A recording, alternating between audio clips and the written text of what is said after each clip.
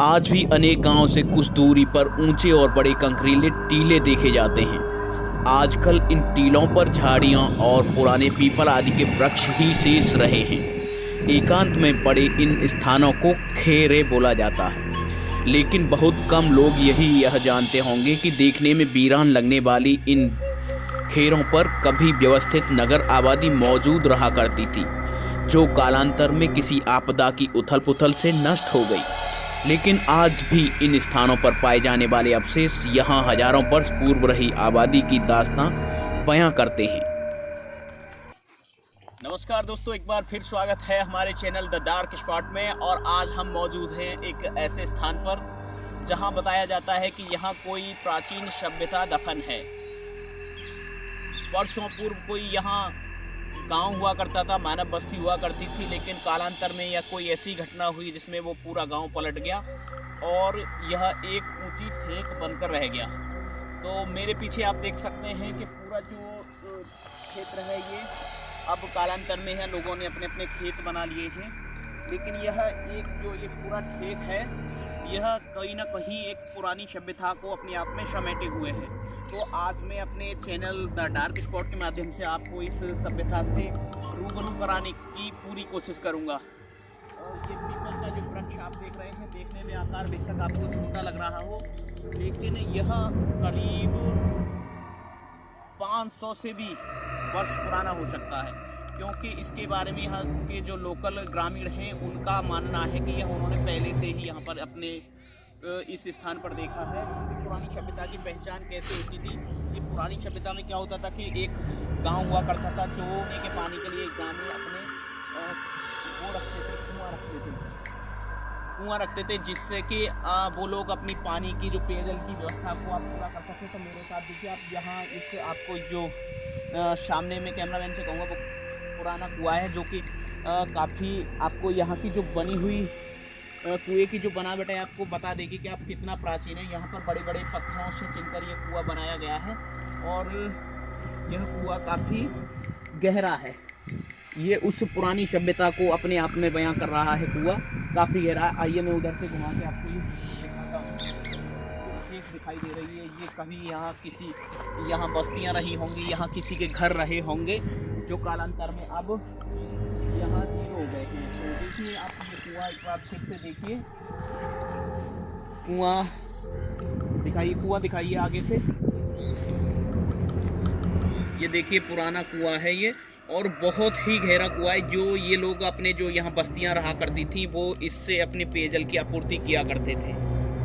साथ ही अब मैं एक ऐसे मैदान से आपको रूबरू कराने जा रहा हूँ।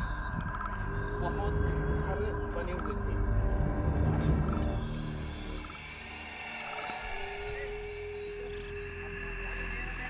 जो लोग थे वो खान पीन के लिए अपने मिट्टी के बर्तनों का यूज करते थे। ये सभ्यता ऐसी थी कि जब तक धातु के बर्तनों का प्रचलन नहीं था, तो मैं ये बात इसलिए कह सकता हूँ कि जब भी यहाँ के आसपास के लोग इस ज़मीन को खोदते हैं तो यहाँ पर मिट्टी के बर्तनों के टुकड़े या मिट्टी के बर्तन दिखाई देते हैं। देखिए यहाँ पर अभी कोई ट्रैक्टर वगैरह चला है, तो यहाँ पर देखिए आप मिट्टी के बर्तन के टुकड़े ये पड़े हुए हैं। यहाँ ये मिट्टी के बर्तन के टुकड़े पड़े हुए हैं, जो कि किसी से कटकर वो बर्तन क्षतिग्रस्त हो गया है। तो ये और भी जगह, यहाँ पर अनेक जगह पर ये जब भी यहाँ खुदाई हुई है तो वहाँ मिट्टी के ही बर्तन खुदाई में मिले। इसके साथ मैं आपको अब अवगत कराऊंगा कि ये जो लोग यहाँ रहते थे, इन लोगों का रहने के लिए बड़ी व्यवस्था अच्छी रहा करती थी। यहाँ पर इनका आवास थे, यहाँ रहने के लिए लोगों के घर मकान बने हुए थे। और ये तो यहाँ पर काफ़ी मिट्टी के बर्तन इन खेतों में टूटे मिले थे, पुराने बर्तनों के टुकड़े। और मैं कोशिश करूँगा वीडियो में आपको कि वो टुकड़े दिखाए जाएं। आगे आप देखिए उधर ये एक तालाब था। ये तालाब था जो अपने पशुओं को ये ग्रामीण यहाँ पानी पिलाते थे और अपनी दैनिक स्नान आदि।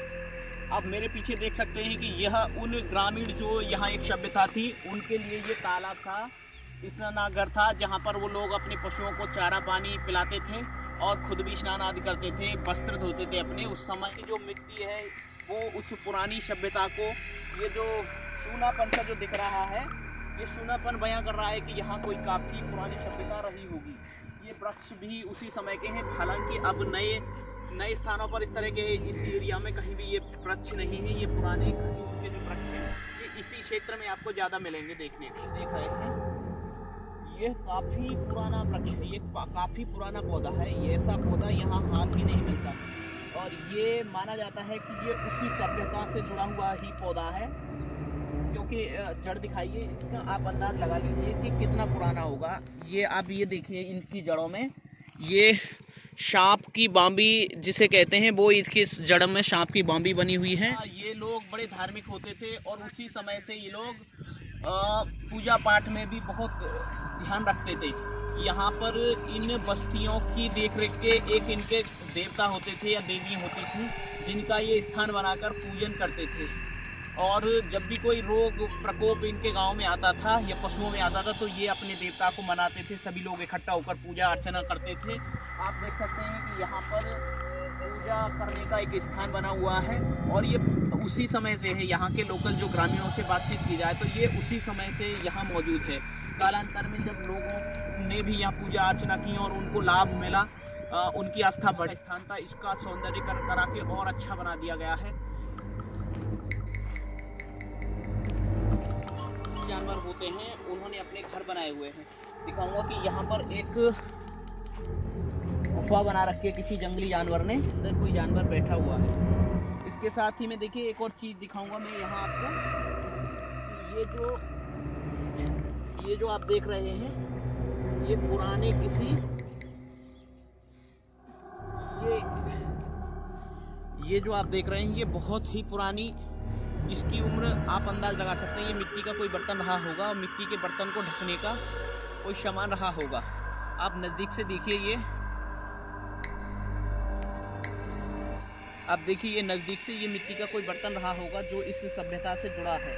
ये आने के लिए बोरिंग करने के लिए कुछ मजदूर लगे हुए थे, उसके लिए कुएं के लिए ज़मीन खोदी जा रही थी। जब उस पुराने कुएं की सफाई की गई और जब उस कुआं खोदा जा रहा था तो वहाँ पर क्या था कि वहाँ पर उन्हें एक घड़ा दिखाई दिया। खुदाई में घड़ा मिला। घड़ा खोदने पर पता चला कि उसमें कुछ धातु की वस्तुएं भरी हुई हैं, जिसके बाद से उन्होंने खुदाई बंद करके उस धातु की वस्तु को निकाल लिया। पहले दिन तो मजदूर डर गए और धार्मिक मान्यताओं से उस घटना को जोड़ते हुए वहाँ से चले गए, लेकिन कोई मजदूर उनमें एक चालाक था, उस घड़े को ले गया और उसके बाद उन्होंने सीक्रेट को ही बताना बंद कर दिया कि उसके बाद क्या हुआ, क्या उसमें निकला। तो मैं आपको बता दूं कि पुरानी सभ्यताओं में क्या होता था कि अपने सामान को रखने के लिए बैंक नहीं थे। जो धातु की वस्तुएं होती थी, चीज़ होती थी, उनके लिए कोई बैंक नहीं था। अनेक धातुएं होती थी। वो लोग क्या करते थे, कोई ज़मीन में उस धातु को गाड़ देते थे या फिर अपने घरों में गाड़ देते थे। जब कोई ऐसा तूफान या आंधी आया या कोई ऐसी प्राकृतिक आपदा आई, ये पूरा का पूरा जो इसको खेरा बोलते हैं वो गया और वहाँ के सारे जो घर थे, जो बस्ती थी, पूरी की पूरी तहस नहस हो गई। बस रहा तो यहाँ एक ऊंचा टीला और वो जो पानी का तालाब था वो शेष रहा। उसके बाद से यहाँ कुछ नहीं रहा। बाकी यहाँ अब धीरे धीरे कालांतर में लोगों ने अपना अपना खेत बनाने शुरू कर दिए, लेकिन ये जो टीला है ये अभी वही उस सभ्यता का एक अवशेष है जो पुरानी सभ्यता बताई जाती है। यहाँ पर आज भी अनेक, जब भी लोग अपने काम से लिए मिट्टी खोदने आते हैं या खेतों के लिए खुदाई करते हैं तो बहुत सारे ऐसे पुराने सामान मिलते हैं। दोस्तों ये जो टीला है यहाँ पर बताया जाता है कि यहाँ कोई पुराना नाग का जोड़ा भी रहता है। नाग और नागिन का कोई जोड़ा रहता है जो कि कभी कभी ही लोगों को अचानक से निकलने पर दिखाई दे जाता है।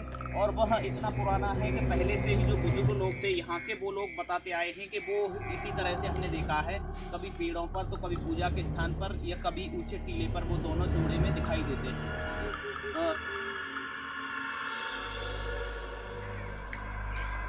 दोस्तों यहाँ से जुड़ी एक कहानी जो प्रचलन में आती है कि यहाँ पर कोई बुजुर्ग उसी तालाब में, जो पुराना यहाँ का जोड़ा हुआ था, उसी तालाब में सिंगाड़े की खेती करते थे। तो यहाँ पर ये जो पीपल का पुराना वृक्ष है, यहाँ पर कोई एक बनमानस टाइप का एक व्यक्ति या पुराना कोई बड़ा विशालकाय बंदर, उसका जो हाथ किसी डाली में, बड़ी डाली में टूटने से फंस गया और रात भर यहाँ वह चीखता चिल्लाता रहा। जब वह सुबह को अपने खेत से यहाँ पर पहुँचे, इस पेड़ के पास पहुँचे, तो पुराने बुजुर्ग काफ़ी बलशाली होते थे, तो उन्होंने उस पेड़ की डाली को हिलाकर तोड़ दिया। जैसे ही मतलब उस जो बानर टाइप का था, उसमें से हाथ निकलने के बाद वह अपनी भाषा में आभार प्रकट करते हुए जंगल की ओर चला गया। चारों ओर तब काफ़ी घना जंगल था, थोड़ी देर आभार सा प्रकट करके चला गया। देर बाद वो जंगल से काफ़ी फल इकट्ठे करके लेके आया अपने हाथों में और उनके पास रख के चला गया। उसके बाद उन्होंने उस नर बानर को कभी नहीं देखा। तो ऐसी घटना भी यहाँ कई बार देखने को मिली है। कई लोग जो बुजुर्ग हैं यहाँ के बारे में कहानी बताते हैं, तो ये भी एक कहानी इसी स्थान से जुड़ी हुई।